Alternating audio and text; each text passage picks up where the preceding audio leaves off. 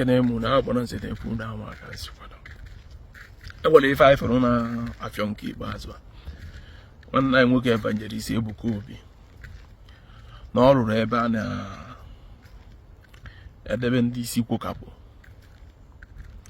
a na-enyekwufa ọgwụ n'efu na ada akwụ ụgwọ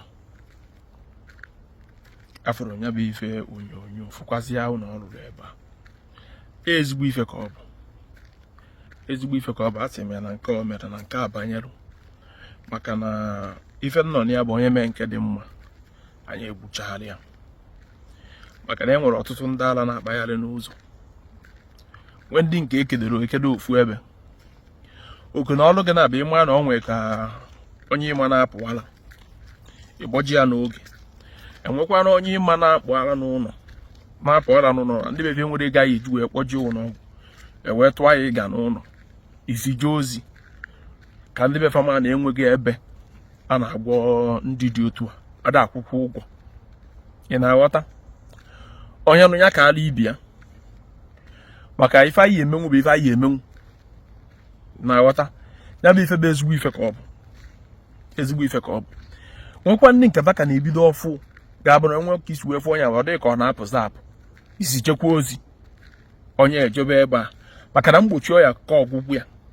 ịya ama na ife ọbụla bụ ọya a na-aya aya na nke ọbụla mmadụ bido wee marụ n'oge ọ na-aka mma karịa mgbe ori mabiri onye afọ isi nwee ore a wee sị ka nkelekwa nwanne anyị nwoke Ebuka Obi ọ gbanịrị ya nwere ichepụta dị ya echepụta ọwa bụrụ ọdụrụ fecha ma mekwa anya ya wee na-asị ya na ọ gbanịrị ife dị mma ka a na-ekpere ekpere maka ịbịa na ana bekee ụdị ife dị otu a jụrụ eju enwekwazi ya na be ya ezigbo ife ka ọ bụ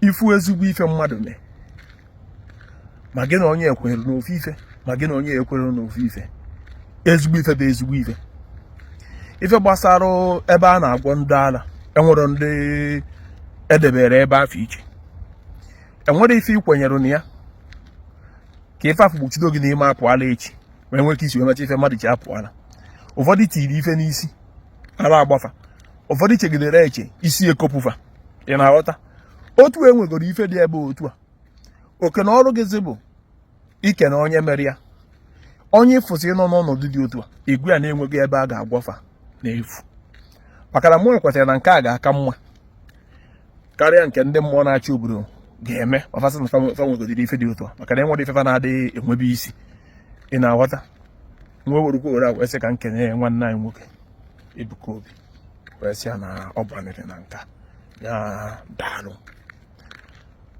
ọgwụ ka ọ la n'ọnụ onye nwezi ya nke ọ ga-etinye otinye mana ayịyọ m chọrọ ihe onye ọbụla onye abịa n'ebe abịa kofusiba akụkọ maka na ife a bụ ezigbo ife mee ọ bụ na ọ nwere nwanne gị na-ayị ara ma na ọ nwere onye ịma na-ayị ara ọ ga-abụrụ gị fecha mana ọ bụrụ na onwetugo onye ịma na-ayị ara ma na ọ nwere onye ịma vie nwere ego a ga-eji wee jee ebe a na-agwafa ka ya ama na ife dị otu a bụ oke ife ka ọ bụ ma ọ n'inyetụna mmadụ ego ka ọ gbọrọ nwanne ya wee jee mee ife dị otu a ebe ọ ga-eji wee ghọta maka na ndị be anyị na-abụ ife na-emetụtara ofe eme ife afọ a na-afịa ka na ọ nwere ife ọ bụ ị na-aghọta ị ga-akwụsị ife otu a ma na ife ọ bụla emefu humanity na-egote nke ọ bụ ekelekwa nga ebe onye mana ege ntị n'ụbọchị nke taa ejikwa m ohere niile ị na-alaiki that video ahụ ị na-ene n'ụbọchị nke taa that video bụ nnọọ ezigbote ihe because that young man fụlụ ebe ahụ afọ ebe agbara nze ọ nwere onye na-amarị ya as a big follower of Mathias Ezeaku.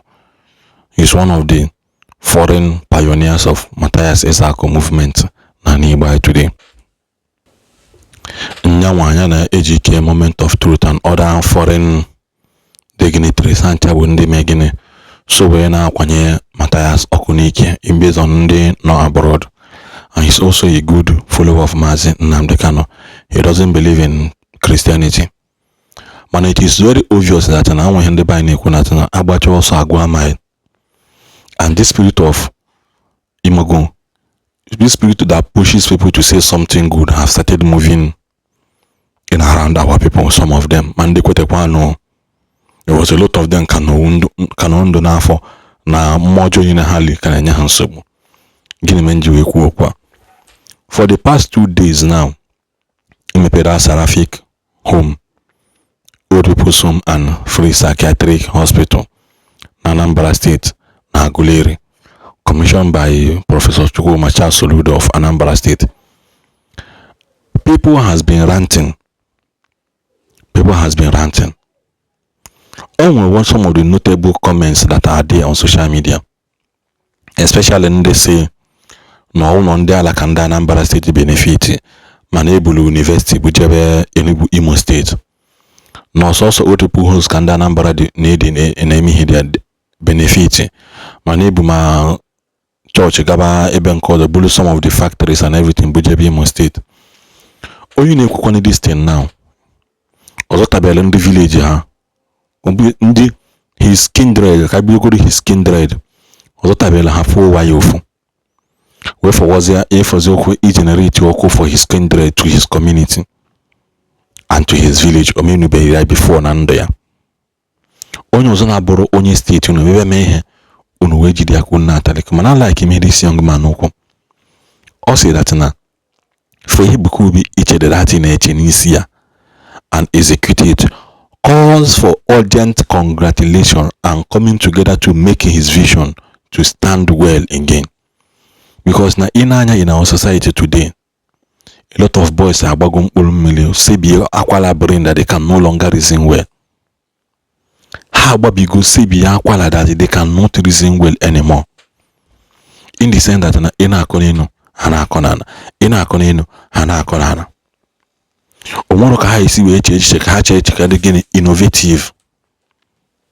They don't care and they don't value and they don't want to know ihe ekwute ihe dị after abụ ka chọba his tushi ka chọba na enwe menka because na gịnị me ihe aṅụrụ ihe sele eseme gịnị isi bie na ha their sense of reasoning.